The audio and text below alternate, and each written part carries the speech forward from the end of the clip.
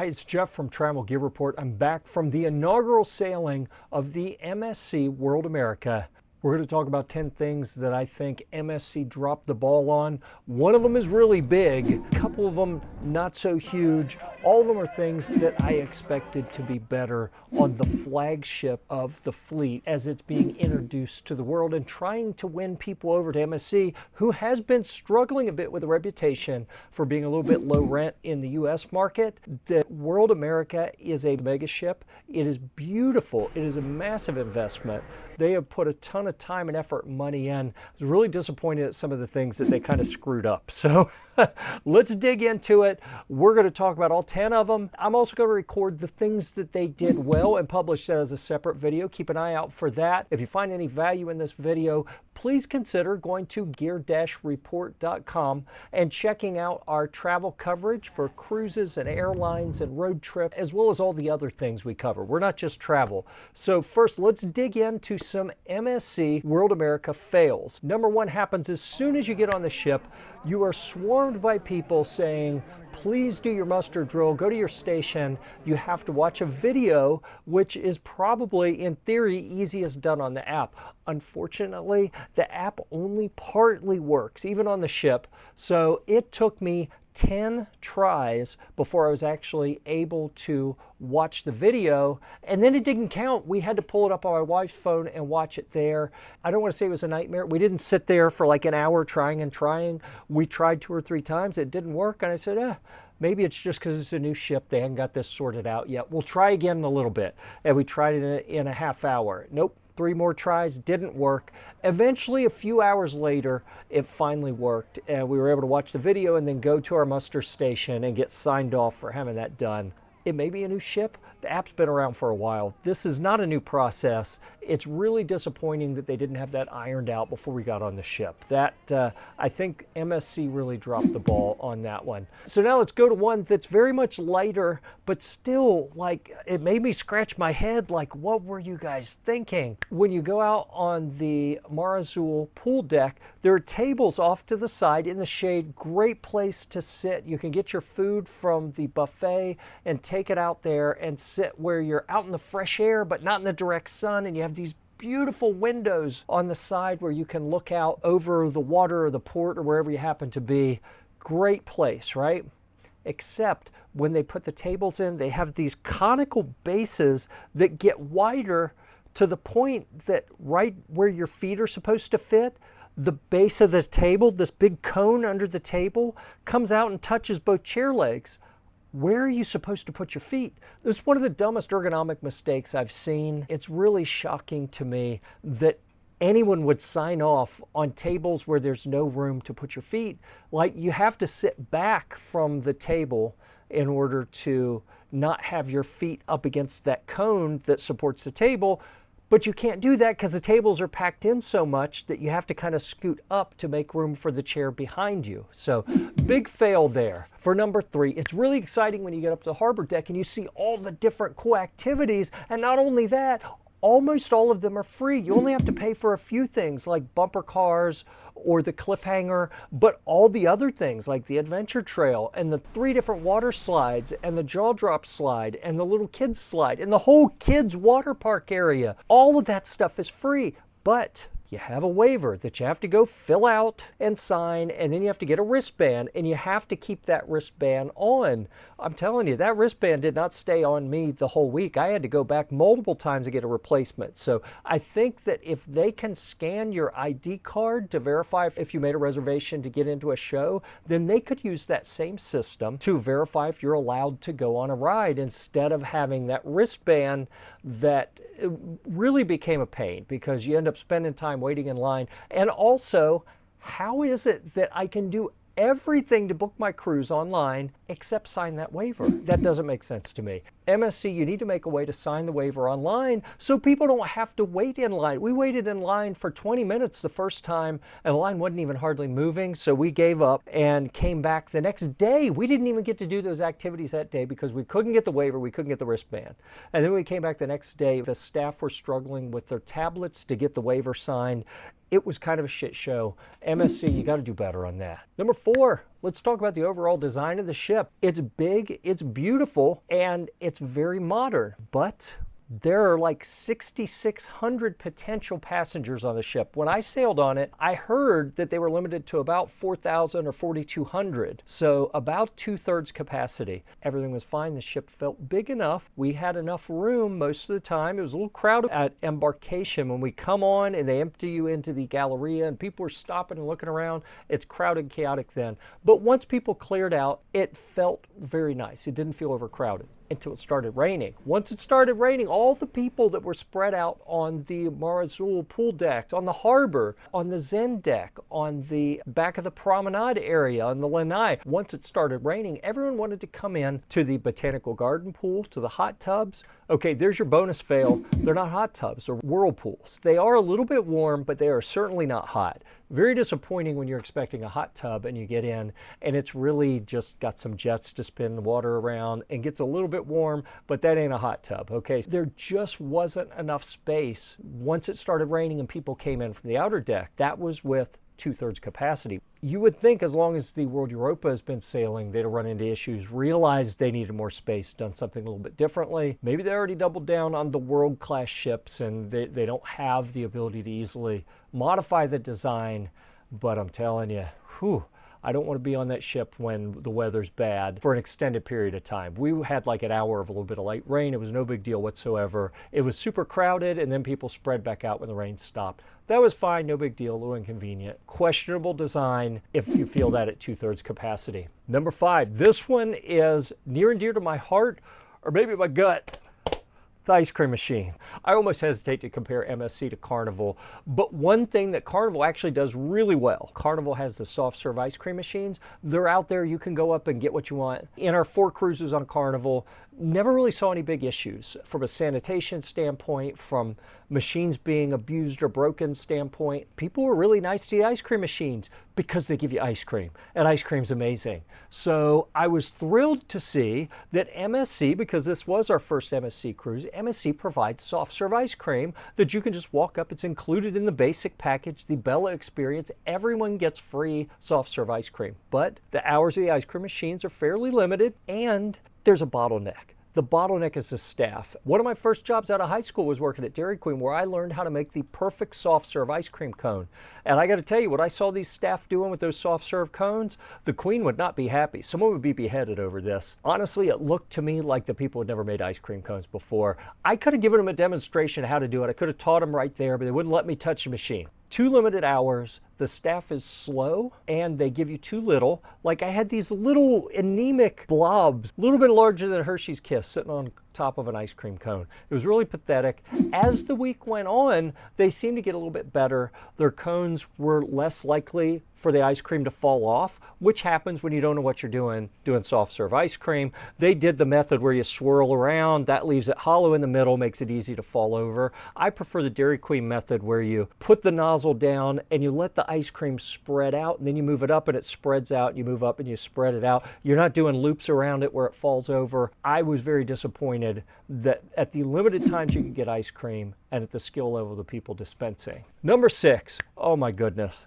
I hate to do another Carnival comparison back to back, but Carnival on their older ships, I noticed the same thing. The comedy venues were tiny. Maybe MSC hasn't figured out yet, because I'm told this is like the first ship that they've made for the US market that actually has a comedy club. The comedy club is a terrible layout. It has an area with couches where you can't even see the comic, or when they have dueling pianos, you can't see the piano players. The capacity is probably about 1/10 of what it should be. The evidence I'll present for this is every time we looked, like right after they posted the next day's activities, which that's a whole nother discussion, like why would you wait until midnight to post the next day's activities so people can't book things in advance? Within 5 minutes of them posting the comedy shows, they were all booked up. and then the app didn't work right, or it was confusing, and there'd be a line of people arguing with the bouncer, the person checking your reservation status on the way in about, well, no, I already did this. And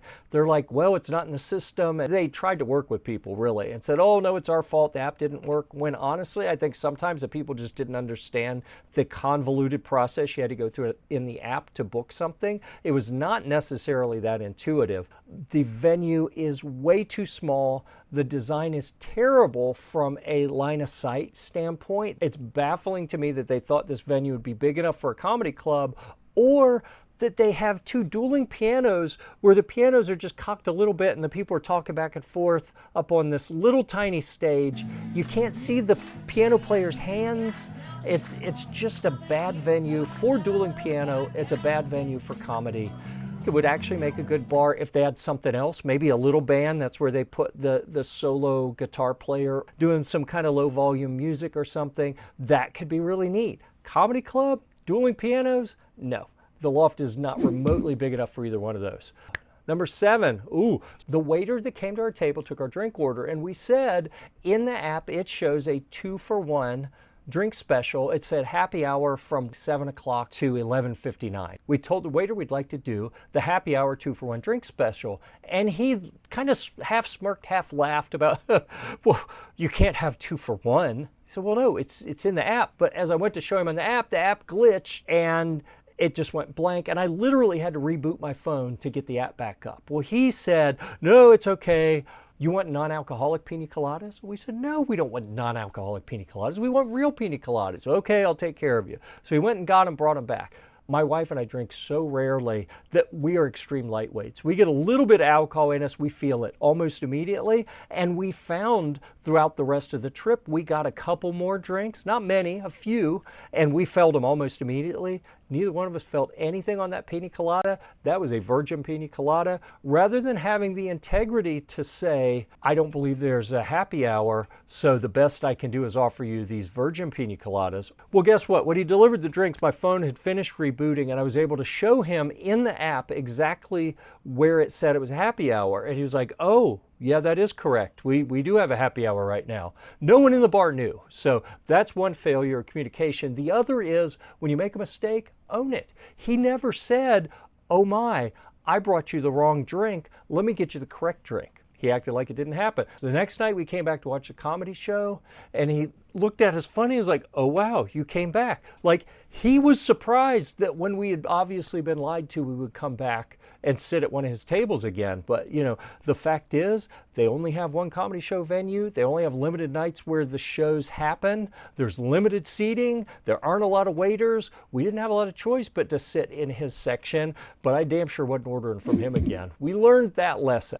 Number 8, nothing special for the inaugural cruise. Now, that's not 100% accurate. The captain did come over the intercom a few times. When they did the captain's reception that somehow we got invited to, he did talk about it being the inaugural. Like, they would have had that captain's reception anyway. They always have that captain's reception. The cruise director mentioned it being the inaugural a few times, but he was already talking to people. He didn't do anything special for it. Even just anything that they would have given us, and maybe it's just needing something tangible as a souvenir. Maybe that's what it was. I heard lots of people talking as the week went and as we were getting off the ship, like, it's amazing that they did nothing really for us taking the risk of being part of the inaugural sailing, when the service is going to have glitches and some things aren't going to be perfect yet. That's kind of the deal that people expect from their experiences with other cruise lines, is if you go on an inaugural, the cruise line's going to show you a little bit extra appreciation for being on the inaugural. So I think they really missed an opportunity there. And then kind of part B on that, from a media standpoint, I was trying to cover a brand new ship on an inaugural cruise, and there was zero media support. Like, I literally reached out over and over and over, and finally got through to MSC and was told, oh yeah, we're not doing anything. That's just a normal cruise. There will be no media support, no tours, no interviews, no nothing. It's just a cruise. And talk about a missed opportunity. There were a lot of media. I know most of the people I talked to were YouTubers who paid their own way to be there and worked their asses off creating content the whole week they were there to promote the MSC World America. It still blows me away that they took travel agents and some select media on a free cruise that was 3 days long. They took them out to Ocean Key and had like an overnight party out there for them. Everything on the ship was free. All of the upcharge stuff was free. All of the activities were free. There were very few people on the ship as far as a capacity thing goes. What they presented to the travel agents and media was not an accurate representation of what a cruise on the MSC World America is going to be. And then they didn't even talk to us as media on the first actual cruise that is a real representation of what a cruise on the MSC World America is going to be. That seems a little shady to me, honestly. Were they buying good comments? Were they buying good reviews? Yeah, I don't know. You can make that argument. Ooh, number 9. Kids in adult areas. This is something I've heard about on MSC. I heard lots of people complain on the ship a lot, and it's mainly Americans, I think. MSC being a European-based cruise line, and on this cruise, I was told there were about 40% of the people were European, about 60% were North American. The idea within the U.S. is when you have adult areas, they should be adult areas. People are going to be doing things you don't necessarily want kids to be exposed to. Kids shouldn't be there, even though MSC did mark some places as adult only, like the Zen Deck, or like some of the bars late at night, early into the morning. Kids were coming in and out. I think generally they needed to have a parent with them, but none of the staff ever said, from what I heard, no one witnessed any staff saying, hey, you can't bring your kids in here. This is an adult area. And that really is a weird kind of creepy feeling for a lot of Americans to have kids in these adult-only areas. I'm actually surprised they hadn't learned from this. They've been operating with U.S. customers for long enough. You'd think they'd figure that out by now. I really don't understand how they haven't realized that that's something they need to fix. Number 10, we're going to wrap it up with something you're not even supposed to talk about. That's the speakeasy. Early in the cruise, most people didn't know about it. We were on the inaugural. A lot of people were completely unaware it even existed. People didn't even know to go. The ones who did know, who got the tokens, who went early in the cruise, they got to stay for hours. They had an absolute blast. It was an amazing experience. By the time we figured out how to get some tokens and got there on the very last night. Are you all excited? Yeah! Welcome to Speakeasy Bar! We were rushed in. We had about 25, maybe 30 minutes. Such a cool place.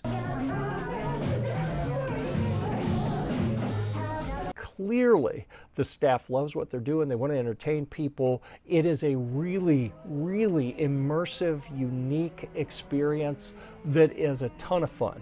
But they shortchanged us by trying to run people through too quickly. Like, we'd barely gotten there, hadn't even finished my drink yet, and they're like, hey, you gotta go. Like, what do you mean you gotta go? We just got here. We only been here like 25 minutes. He's like, listen, we got another group coming in. We gotta get ready. They're gonna be here any minute. You have to leave. I was like, we waited all week and stressed over getting coins to come down, and right as we're getting settled into this really cool environment, we gotta leave. Hopefully, they have figured out how to control the volume. They're only giving out the right number of tokens. They're scheduling people so that you could actually come in and hang out for a while. Like, I thought it was 7, 9, and 11, which meant you'd have 2-hour blocks, but we were there like 25 minutes. The speakeasy was such a cool experience. It was a big letdown to have that very abrupt and right on the borderline of rude, hey, you gotta leave kind of experience when we're having a really good time. Those are 10 things I think MSC dropped the ball on. Big fails from MSC, but don't think that I hate the World America, I hate MSC. I'm actually looking forward to sailing with MSC. I was impressed by MSC overall. It's probably who I'm going to sail with next. I want to check out like the Seaside or Seashore or some of the other ships that go out of, I'm especially interested in anything going out of Port Canaveral. That's a little easier to get to than all the way down to Miami. Miami, oh, don't get me started on Miami. Too crowded, too much traffic. Like, I don't understand why they built this massive terminal in already overcrowded Miami. Like, I don't want to go to Miami ever. It's too much. It's too big. It's too much traffic. It's too many people. I'm much more excited to go out of someplace that's a little easier to get around and not as dramatically overpriced as everything in Miami is. Canaveral's a great option for me. Anywhere in the mid-East Coast I think would be phenomenal. I'm eager to get back out on an MSC vessel. I thought it was a great experience overall. Although it wasn't perfect, and we just talked about 10 of the reasons why, check out our other video where we're going to talk about a list of things that MSC really kind of knocked out of the park with their new ship, the MSC World America. If you got any value out of this whatsoever, please consider giving us a like. If you like this type of brutally honest content to help you figure out what products or experiences are going to bring you joy and what things might not be the right fit for you, please check out gear-report.com. That's our website. Check out Gear Report on your favorite social networks. We've got a variety of channels. This one is Travel Gear Report. We have channels for camping, swimming, firearms, guitars, military vehicles, 3D printing, and lots more. Thanks for checking us out. We'll see you next time.